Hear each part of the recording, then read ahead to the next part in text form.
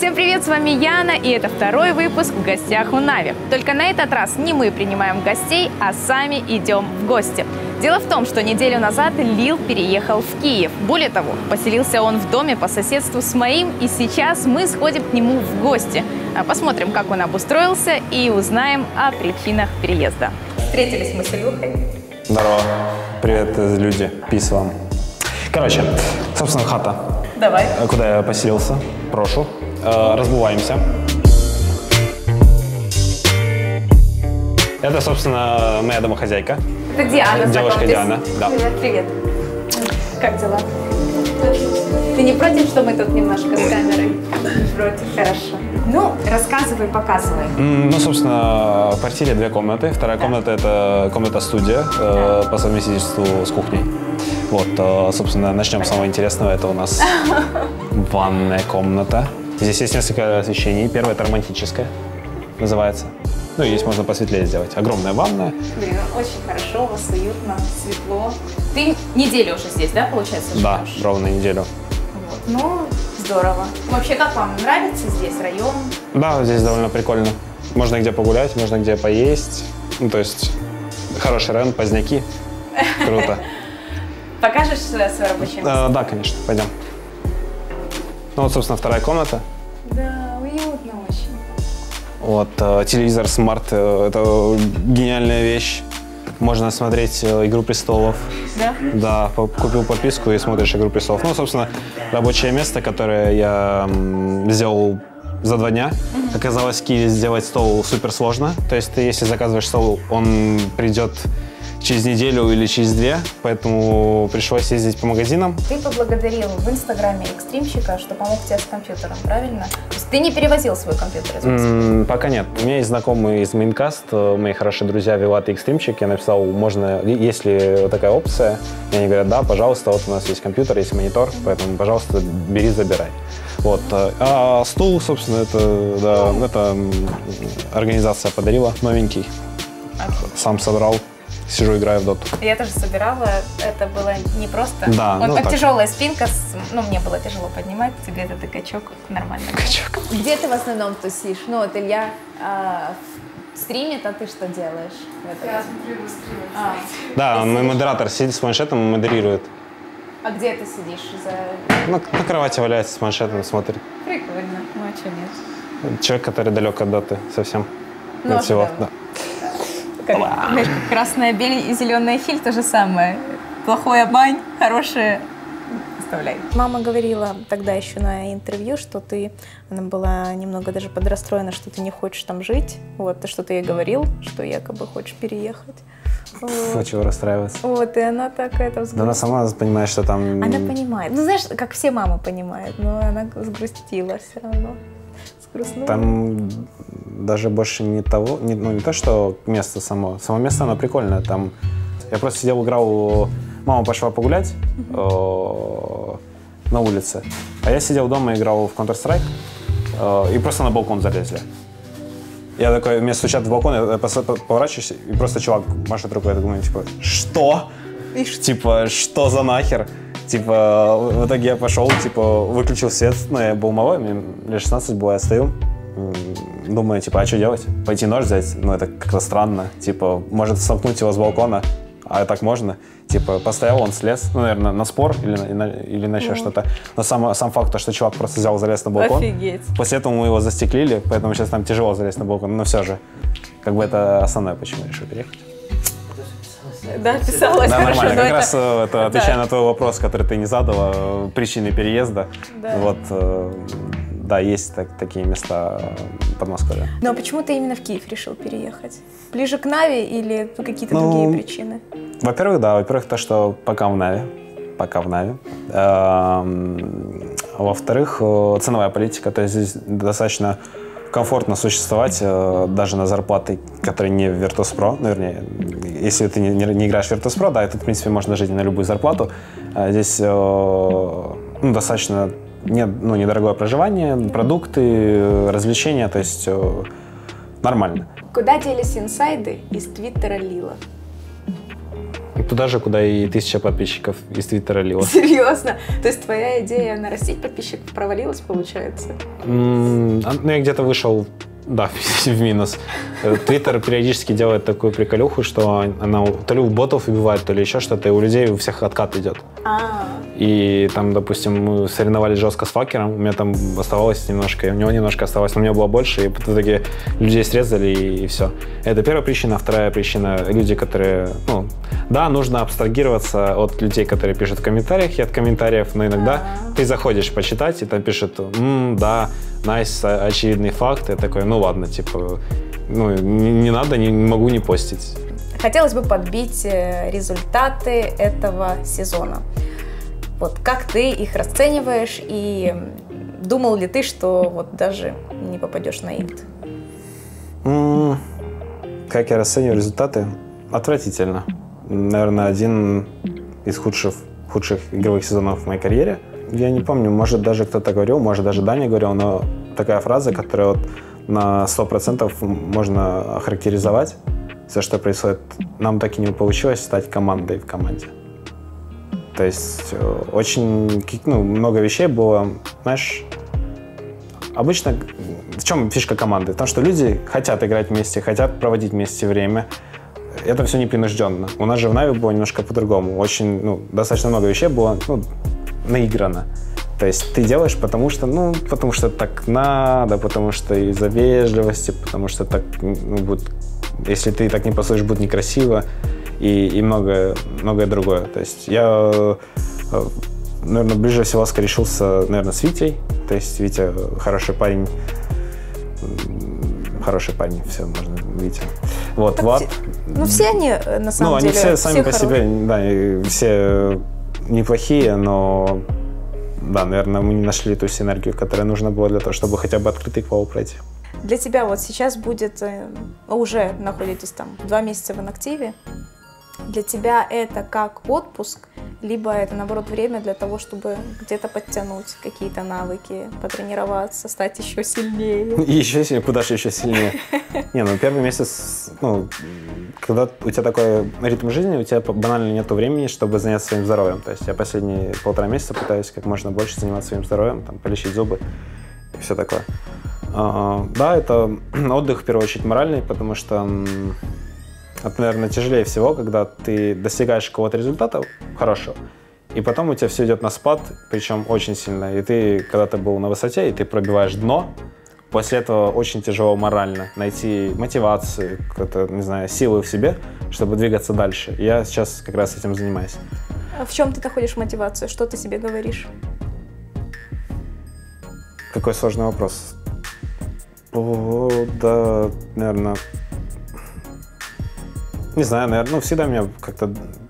Всегда, что меня движет, это желание доказать самому себе, что, типа, блин, чувак, все не так, как есть, что это, несправедливо, что ты что-то можешь, что ты заслуживаешь лучшего, большего, и в первую очередь доказать себе, да. Наверное, это движет.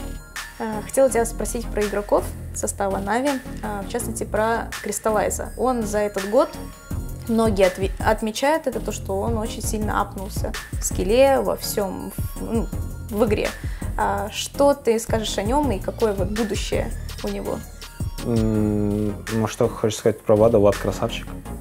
Самый, по мировоззрению я нашел в нем себе друга, как бы сказать, потому что мы смотрим на мир примерно одинаково. То есть мы не на мир, а там, допустим, на как устройство команды. А Влад всегда, мою точку зрения, понимаю, говорю, там, смотрите, ребят, надо играть так. Влад говорит, да, вот, типа, он прав, я тоже так считаю.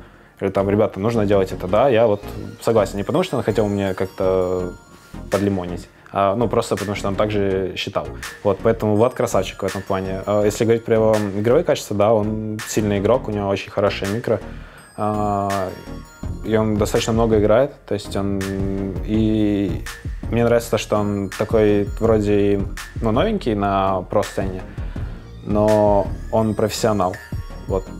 И это очень, ну, немного людей может этим похвастаться, он очень спокойный. То есть что-то не идет, ты прыгаешь какую-то важную игру, там, третью игру на вылет из группы, там, эпицентра, он спокоен. Он не будет рейджить, он не будет там тильтовать или еще что-то. Он просто, типа, всегда как бы сконцентрирован, всегда играет, выкладывается на максимум. Это очень круто.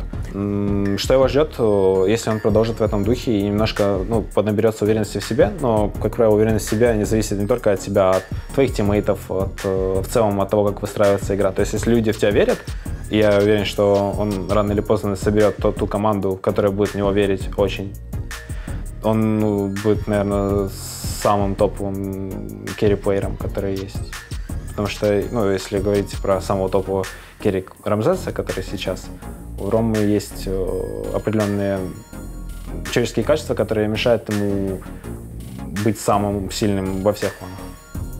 А у Вада все это есть. То есть потенциально он топ-1. Да. Возвращаясь к твоему поведению тогда в Твиттере, боже, это уже 100 раз мы мусолили, но все равно, уже с позиции времени прошедшего, вот если бы ты мог изменить что-то в тех там твитах, в твоем отношении к соперникам, к другим людям, поменял бы ты что-то?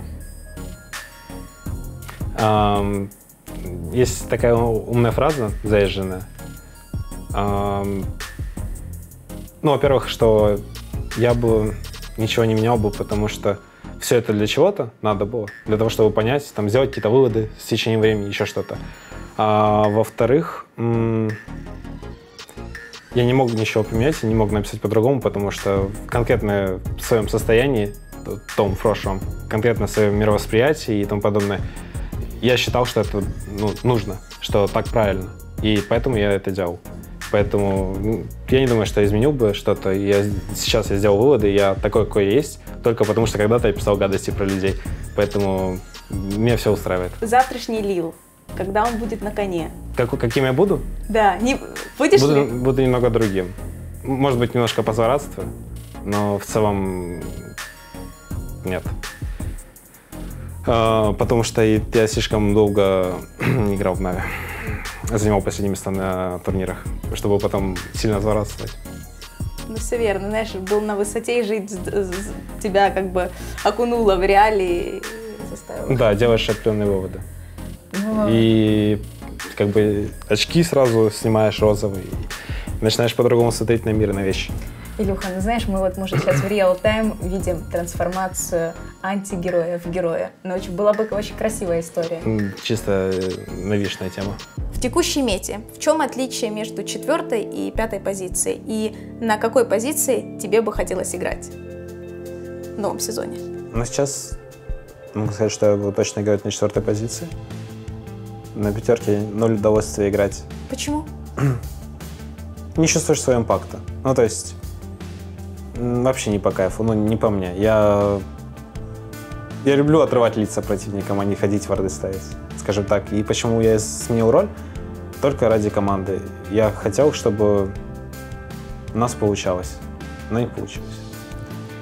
Поэтому не могу сказать, что я сделал это зря. Это был супер прикольный опыт. И основное, что я для себя понял, что я не хочу играть на 5-й позиции. Ну, это уже неплохо. Выводы ты сделал. Да, в принципе, оно того стоило.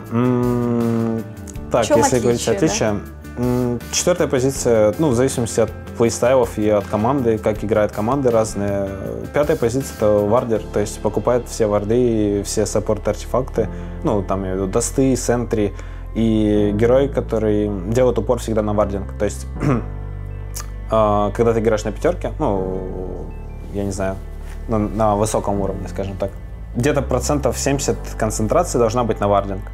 То есть ты не смотришь на прожатие кнопок, где там что там на линиях происходит, нет. Это тупо вардинг. То есть ты видишь, где герои, где они перемещаются. Примерно должен говорить, например, вы там идете по вражеский лес, да? И ты видишь, что там по твоему варду чувак с вардами заходит в твой лес. И, допустим, у него там было 2 или 3 варда. И ты уже сразу должен по таймингам смотреть, где он покажется в следующий раз, чтобы примерно понимать, где он поставил варды. И это очень сложно. И этим надо заниматься в течение всех игр. И очень часто так происходило, то есть, ну, я видел там, ну, я слышал, что меня обвиняли в слабом вардинге. Так получается, что мы играем, мы отдаем часть карты, и там просто чуваки заходят, лепят 6 вардов, и ты просто такой, ребята, а я не знаю, где варды. Ну, я не могу, ну, я могу, конечно, потратить весь свой нетворк, поставить в центре и попытаться раздевардить, но это, типа, в этом нет смысла особого. Поэтому давайте будем играть хорошо, чтобы мы не запускали типов в наши леса. Вот, наверное, в этом самое огромное отличие, то что пятерка — это, ну, чувак, ну, роль, которая тупо на вижене. Ну, вижен, перемещение и, если есть опция, там, координация своей команды. То есть говорить там, отойди, там, подойдите, давайте что-то сделаем. Четверка — это полноценный кор, такой же, который просто вначале, ну, не бьет крипов. А потом дальше ты отпушиваешь линии на четверке, там, роумишь, то есть, ну, суть одна и та же. Метод поменялась только в том, что больше стоят статично. То есть double hard пришел, а потом примерно то же самое происходит. Поэтому, ну, я не считаю, что нет разграничения 4-й и 5-й позиции. Единственное, что иногда такие драфты, которым героям всем надо фарм. То есть, например, там Sand King, да, Sand King достаточно форстафа. А у тебя, там, например, на пятерке там дистраптор, которому надо агоним. Так получилось, так игра устроилась, что тебе нужен агоним. И, соответственно, у тебя 2 героя фармят. Ну и делят фарм. Понятно. А как тебе вообще текущая мета, то, что теперь герои ходят 2-1-2? Тебе вообще вот на в каком патче было больше всего комфортно играть? Например, вот мне нравится вот этот патч, когда 2-1-2, когда у тебя на линиях экшен, когда нет вот такого, что 1 против 3 стоит. Ну, сейчас в меньшей степени так. Я не могу сказать, что мне что-то нравится, что-то нет. Мне нравится то, что игра меняется, и все по-разному, и это круто. То, что нет какого-то супер однообразия. Допустим, ну, одна из причин, почему я сменил команду, ну, как бы выразиться, меня сменили из команды, то, что у меня плохо получалось роумить. Ну, плохо, по мнению определенных личностей. Сейчас мета поменялась, сейчас статично стоит. То есть, если, ну, то есть сейчас гораздо проще играть. В предыдущем патче было гораздо сложнее играть. Потому что не всегда получалось понимать, где ты должен находиться. А сейчас тебе даже думать надо, ты просто идешь double hard. Да. То есть она сейчас проще. Что нравится? Да, герои сейчас поменялись немного. Сейчас еще больше упор на лейнинг. То есть сейчас ты не можешь сказать, ребята, я хочу на шейкере побахать. Если так, ну да, иди. Конечно, иди на своем шейкере. Сейчас надо идти на Варвоке, там, ну, на Sand King, на Скаймаге, то есть герои, которые реально, ну, тащат лейн. Да, еще поменялся пул очень сильно. То есть раньше роумеры — это, ну, толстые герои, там, которые могут отжать руну, еще что-то, а сейчас Скаймаг на четверку. Типа, когда мы последний раз видели Скаймага на четверку, герой, который, ну, просто на лейне стоит, у которого нет никаких опций для ротаций. Вот, а как ты думаешь на интернешнале? Что будет? Какую доту мы будем видеть? На интернешнале будет на самом деле супер весело, потому что я сейчас смотрю бабы. Сейчас очень много проигроков тренируют там совсем неадекватных героев. Каких? То есть, ну, самое такое неадекватное видео Урса на четверке. Типа, ну, на просто, четверке? Да, бегает с Веномом, убивает людей. Сейчас подняли Дарквилла очень сильно. Вроде герой не рассчитан на лейнинг, потому что у него, ну, он только тупо в трипле герой. Но при этом сейчас и видел, Роджер играет, ну, GH играет, у него там несколько страниц этих Дарквиллов. То есть может быть что угодно. Ну и опять же, каждый турнир — это своя мета. У каждой команды может быть своя мета. И мы можем увидеть возвращение Фуриона. Сейчас Фурион очень сильный, почему-то в каждой игре. Я вот пару игр видел Бруда вообще. Просто на пофиге берется Бруда и выигрываются игры. То есть может быть что угодно вообще, но будет упор на лейнинг. То есть герои, которые сильно на лейнинге, они будут также актуальны. Ты будешь International пристально смотреть? Или мало ли, может, ты в отпуск собрался? Мне придется пристально смотреть International. Опа-на. Полуинсайдики. Последний вопрос по поводу бота, который сейчас Valve там активно развивает вот этого супербота, супер 5 ботов, которые будут играть с 5 профессиональными дотерами. Ну, из того, что я видел, сегодня сделали анонс, кстати. Они будут играть вроде как шоу-матч, то ли на инте, то ли до инта, ну, против американских, американских комментаторов. По-моему, там Блиц будет. Да. Что я думаю? Это... Вообще, ты думаешь, смогут ли боты победить? Да, они могут победить. И что ты вообще об этом думаешь? Не страшно ли? Нет, мне кажется, это круто вообще. эволюция, развитие технологий и искусственный интеллект — это супер круто. И очень круто, что мы живем в это время сейчас, что там, допустим, там, 5 лет назад там телефон, который может все, что... Ну, типа, а сейчас это, ну, типа, нет ничего необычного, это очень круто. Если говорить про ботов, мало кто знает, но была версия Доты, старая очень, 46B или что-то такое, там, где боты были самые жесткие из всех, которые вообще когда-либо существовали. Ну, это в первой доте. Там боты, они идеально высчитывали твое ХП, там, идеально высчитывали ресурсы, у них был идеальный ласт-хит. Там просто гении доты. Ты заходил, и как бы ты круто не играл, они просто тебя стирали там в ноль. И я считаю, что да, когда у тебя есть свои мозги, это круто, и ты человек, ты чувствуешь что-то, там, чувствуешь игру и своего персонажа, это круто, да, но дота — это цифры, по сути. То есть там сколько там тайминг, сколько летит способность, сколько она стоит маны, сколько снимается здоровье, там как быстро герой перемещается, hit and run, ну куча вещей, это тупо цифры. Мне кажется, дота, ну, боты могут получше считать, чем люди. Слушай, а как ты думаешь, сильно ли изменится персональный скилл игроков, если боты ведут на тренировку? Если ты сможешь с ним играть, постоянно тренироваться? Это же, по-моему, вообще будет космос. Вот представь, что ты можешь в команду... Наоборот, нет. Мне кажется, либо станет такой же уровень, либо станет хуже. Почему? Потому что какие-то вещи реальные люди не смогут делать. А ты не будешь там играть в финал НТА против ботов. Ты будешь играть против людей, которые также ошибаются, которые также на эмоциях делают какие-то вещи. А так ты зайдешь, играть против ботов, ты прыгнешь, тебе дадут инстахекс, ну, грубо говоря. И типа, и что ты туда тренируешь? Что нельзя прыгать под героев, давать скиллы? Ну, то есть, грубо говоря, там шейкер, да, из тени прыгает, ну, проказ давать, ему дают инстахекс. Да, наверное, все же ты верно говоришь, Дота — это такая субъективная игра, где, во-первых, и зрители болеют за конкретного человека, потому что он конкретный человек. И... Также ну, много споров про футбол, почему там до сих пор судьи бегают, почему сейчас такие технологии, можно что угодно посмотреть, где там офсайд, где гол, где симуляция или еще что-то. Но нет, идея в том, чтобы игра живая, что даже люди ошибаются, судья ошибается. Где-то, ну, то есть игра ошибок. Так же и здесь. Наверное, вот можно хорошо сравнить с футболом. Завершим наше интервью. Поделись с нами твоими планами на лето. Так, сегодня у нас 19 июля. Ну, вообще я хотел бы долечить себя, зубки, там, еще что-то. Вот, 29-го мне пригласили, я не знаю, выйдет этот ролик или нет, пригласили в Питер, поэтому я буду в Питере, там денек. Потом пару дней, может, погуляю по Питеру, поеду в Москву, поеду на день рождения к Маше. Вы все знаете Машу, Марпл. Вот, можете ее потом поздравить.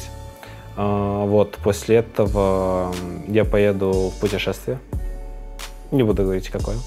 Примерно до 28 августа путешествие будет.